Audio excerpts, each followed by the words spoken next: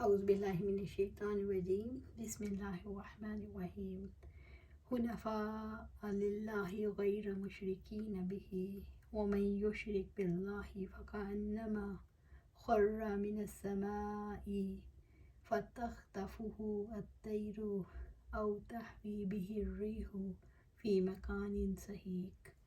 اللہ تعالیٰ کے لیے یکسو ہونے والے ہو، اس کے ساتھ شرک نہ کرنے والے ہو، اور جو اللہ تعالیٰ کے ساتھ شرک کرتا ہے تو گویا وہ آسمان سے گر گیا، پھر پرندے اسے اچک لیتے ہیں یا اسے ہوا کسی دور دراز جگہ میں گرا دیتی ہے۔ سورۃ الحج آیا 31۔ حنفاء للہ، اللہ تعالیٰ کے لیے یکسو ہونے والے ہو، اللہ تعالیٰ کے دین پر اخلاص سے عمل کریں، غیر مشرکین بہ، اس کے ساتھ شرک نہ کرنے والے ہو، اللہ تعالیٰ کے ساتھ سوا ہر ایک سے رخ پھیر کر صرف اللہ تعالیٰ اور اس کی عبادت پر توجہ رکھیں، حق پر قائم رہیں۔ وَمَن یُشْرِک بِاللَّهِ، اور جو اللہ تعالیٰ کے ساتھ شرک کرتا ہے، رب العزت نے اس شخص کی مثال دی ہے جو اللہ تعالیٰ کے ساتھ شرک کرتا ہے، فَكَأَنَّمَا خَرَّ مِنَ السَّمَاءِ، تو گویا وہ آسمان سے گر گیا، یعنی جیسے وہ آسمان سے گر گیا ہو۔ فَتَخْطَفُوهُ الطَّيْرُ، پھر پرندے اسے اچک لیتے ہیں۔ اب پرندے تیزی سے اس کی بوٹیاں نوچ نوچ کر کھا رہے ہیں۔ او تہوی بہ الریح فی مکان سحیق، یا اسے ہوا کسی دور دراز جگہ میں گرا دیتی ہے، یا ہوا کے تیز جھونکوں سے وہ دور کی جگہ پر جا پڑا ہو اور گرتے ہی تباہ ہو گیا۔ رحمۃ للعالمین صلی اللہ علیہ وآلہ وسلم نے فرمایا، جب فرشتے کافر کی روح آسمانوں پر لے کر چڑھتے ہیں تو اس کے لیے آسمان کے دروازے نہیں کھلتے اور اس کی روح وہیں سے پٹخ دی جاتی ہے۔ پھر آپ نے یہی آیت پڑھ کر سنائی۔ یہی حال مشرکین کا ہے، بس ایمان آسمان کی مانند محفوظ اور بلند ہے، اور جس نے ایمان کو ترک کر دیا وہ اس چیز کی مانند ہے جو آسمان سے گرے اور آفات و بلیات کا شکار ہو جائے تو اسے پرندے اچک لیتے ہیں اور اس کے اعضاء کو ٹکڑے ٹکڑے کر دیتے ہیں۔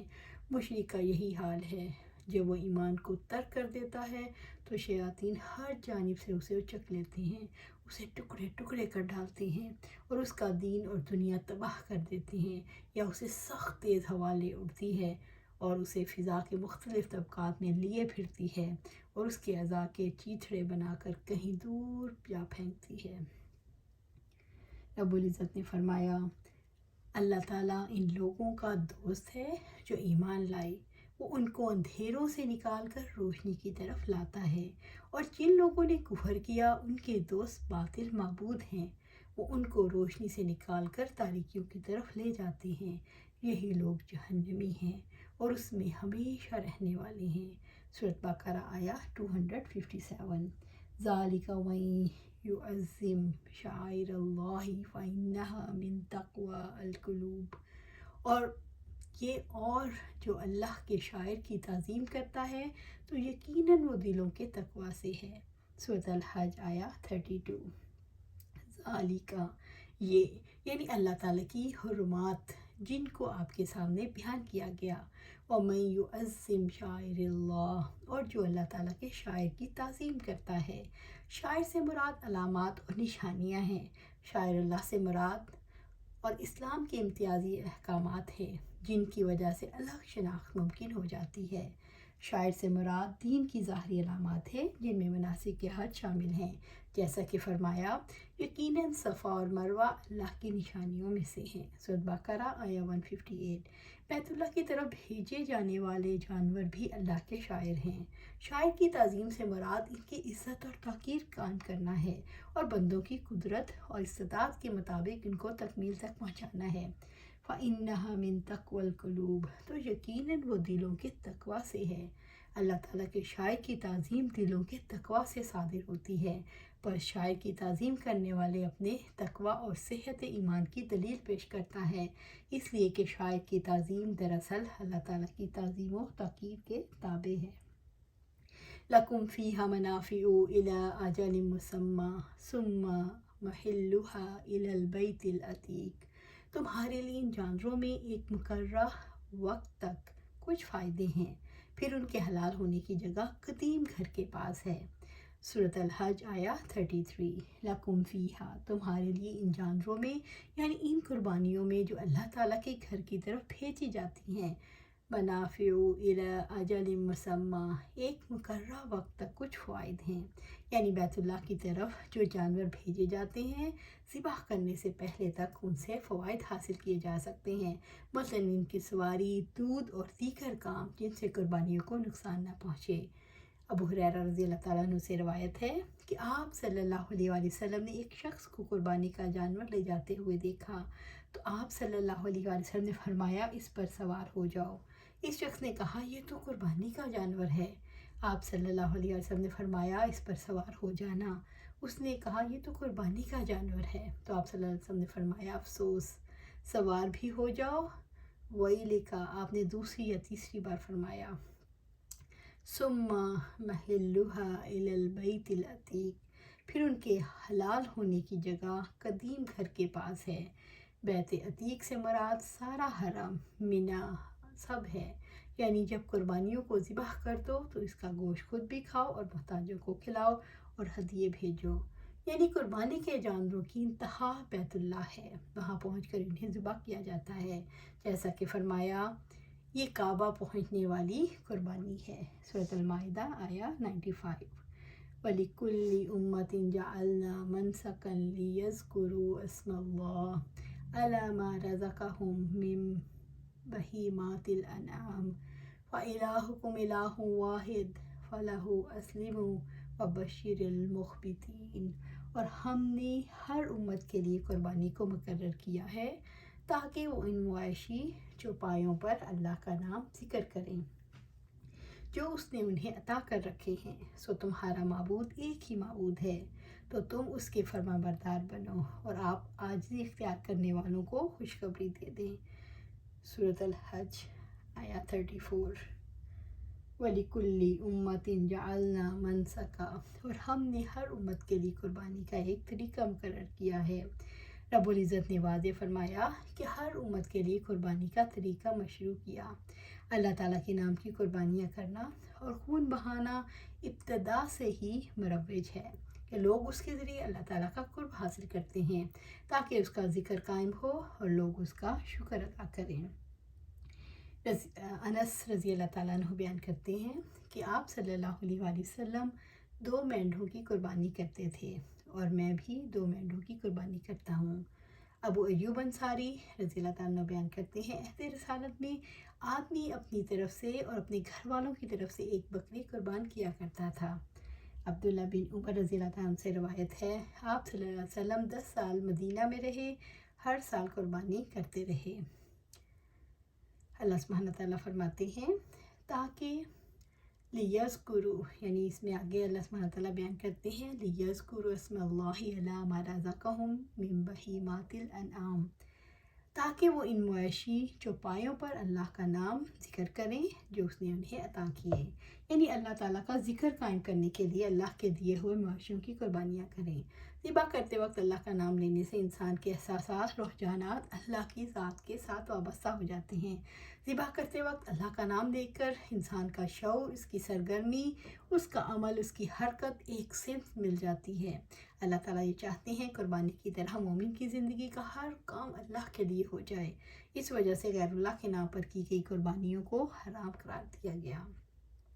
قربانی سنت ابراہیمی ہے۔ نبی صلی اللہ علیہ وسلم سے پوچھا گیا یہ قربانیاں کیسی ہیں؟ فرمایا ابراہیم علیہ السلام، یہ تمہارے باپ ابراہیم علیہ السلام کی سنت ہے۔ اللہ تعالیٰ نے نبی صلی اللہ علیہ وسلم کو قربانی کا حکم دیا، پھر اپنے رب کے لیے نماز پڑھو اور قربانی کرو۔ سورۃ الکوثر آیا 2۔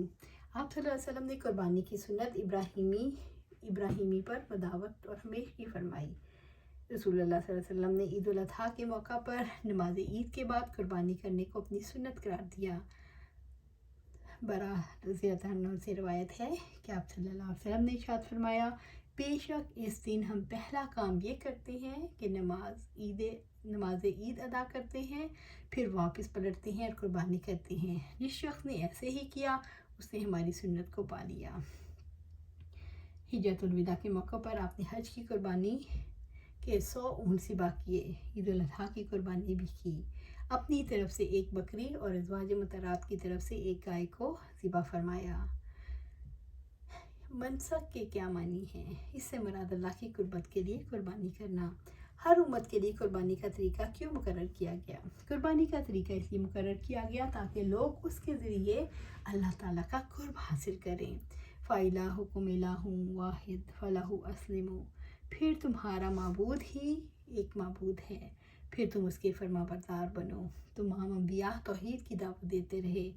رب العزت نے فرمایا سورۃ الانبیاء میں، اور ہم نے آپ سے پہلے کوئی رسول نہیں بھیجا مگر ہم اس کی طرف وحی کرتے رہے، بلا شبہ میرے سوا کوئی معبود نہیں، چنانچہ تم میری ہی عبادت کرو۔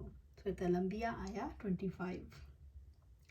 اگرچہ شریعتیں مختلف ہیں مگر ایک اصول پر سب متفق ہیں، اور وہ ہے اللہ تعالیٰ کی الوہیت، اللہ تعالیٰ اکیلے کا عبودیت کا مستحق ہونا اور اس کے ساتھ شرک کا ترک کر دینا۔ اس لیے فرمایا فَلَهُ أَسْلِمُوا، یعنی اس کی اطاعت کرو، اس کے آگے سامنے سر تسلیم خم کرو، اس کے سوا کسی کی اطاعت نہ کرو، کیونکہ اس کی اطاعت ہی سلامتی کے گھر تک پہنچنے کا راستہ ہے۔ فَلَهُ أَسْلِمُوا، پھر تم اسی کے فرما بردار بنو، یعنی اخلاص کے ساتھ اللہ تعالیٰ کے حکم کی فرما برداری کرو، اس کے حکم کو بجا لاؤ، اس کی اطاعت، اسی کی عبادت، اسی کے سامنے سر تسلیم خم کرو۔ وَبَشِّرِ الْمُخْبِتِينَ، اور عاجزی اختیار کرنے والوں کو خوشخبری دے دو، یعنی اللہ تعالیٰ کے لیے عاجزی اختیار کرنے والوں کو خوشخبری دے دو کہ دنیا اور آخرت کی بھلائی انہی کے لیے ہے۔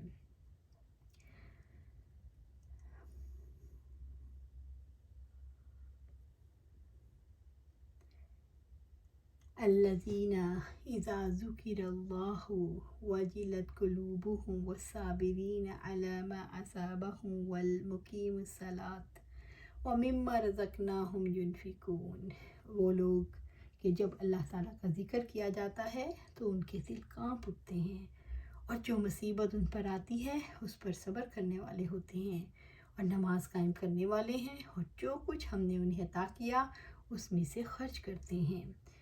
سورۃ الحج آیا 35۔ الذین اذا ذکر اللہ وجلت قلوبهم، اور وہ لوگ کہ جب اللہ کا ذکر کیا جاتا ہے تو ان کے دل کانپ اٹھتے ہیں، یعنی ایمان والوں کی عمدہ صفات کا تذکرہ ہے، ان کے دل اللہ کے ذکر سے لرز جاتے ہیں، مصائب پر صبر کرتے ہیں، نماز قائم کرتے ہیں، اللہ تعالیٰ کے دیے ہوئے رزق میں سے خرچ کرتے ہیں۔ ایمان والوں کی پہلی عمدہ خصلت اللہ کے ذکر کے وقت خشوع اور خضوع ہے، خوف ہے، اور جب اللہ تعالیٰ کا ذکر کیا جائے تو ان کے دل ڈرتے رہتے ہیں۔ والصابرین علی ما اصابہم، اور جو مصیبت ان پر آتی ہے اس پر صبر کرنے والے ہیں۔ صابرین وہ ہیں جو آلام اور مشقتوں میں اللہ کی اطاعت پر صبر کرتے ہیں۔ رب العزت نے فرمایا، اور یقیناً جو صبر کرے اور معاف کر دے تو بلا شبہ یہ یقیناً بڑی ہمت کے کاموں میں سے ہے۔ سورۃ الشورى آیا 43۔ والمقیم الصلاۃ، اور نماز قائم کرنے والے ہیں، یعنی وقت کی پابندی، ارکان اور شرائط کی مکمل ادائیگی، اور اللہ تعالیٰ کے آگے خشوع کے ساتھ نماز ادا کرتے ہیں۔ رب العزت نے فرمایا، یقیناً مومن کامیاب ہو گئے وہی جو اپنی نماز میں عاجزی کرنے والے ہیں۔ سورۃ مومنون آیا 1 اور 2۔ وَمِمَّا رَزَقْنَاهُمْ يُنْفِقُونَ، اور جو کچھ ہم نے انہیں عطا کیا اس میں سے خرچ کرتے ہیں، یعنی وہ طیب رزق میں سے گھر والوں، رشتہ داروں، فقراء، محتاجوں پر خرچ کر کے مخلوق کے ساتھ حسن معاملہ کرتے ہیں، اللہ تعالیٰ کی حدود کی حفاظت کرتے ہیں، وہ اپنے رب کے رضا کے لیے خرچ کرتے ہیں، خواہ تھوڑا ہو یا زیادہ، وہ اس رزق پر اللہ کا شکر ادا کرنے کے لیے خرچ کرتے ہیں جو اس نے انہیں دیا، اس کی شریعت کو تسلیم کرتے ہیں، جو کچھ اس نے فرض کیا اور اس کو ادا کرتے ہیں۔ اللہ سبحانہ تعالیٰ سے دعا ہے کہ ہمیں بھی صابرین میں شامل کرے۔ انسان اللہ سے ڈرتا ہے تو اللہ کے فیصلوں پر صبر کرتا ہے۔ اللہ سبحانہ تعالیٰ ہمیں اسلام کے عقیدے اور دین کی بنیادی شعائر میں رب پیدا کر کے اللہ تعالیٰ کی ذات کو ہر چیز کا محور بنا دے۔ اللہ سبحانہ تعالیٰ ہمیں صابر و شاکر بنا دے۔ اللہ سبحانہ تعالیٰ ہمیں اپنی اطاعت پر استقامت عطا فرمائے۔ اللہ سبحانہ تعالیٰ ہمیں نماز قائم کرنے والا بنائے۔ اللہ سبحانہ تعالیٰ ہمیں قربانی دینے والا بنائے۔ اللہ سبحانہ تعالیٰ ہمیں قرآن و سنت پر عمل کرنے کی توفیق دے اور اس پر جمع دے۔ آمین یا رب العالمین۔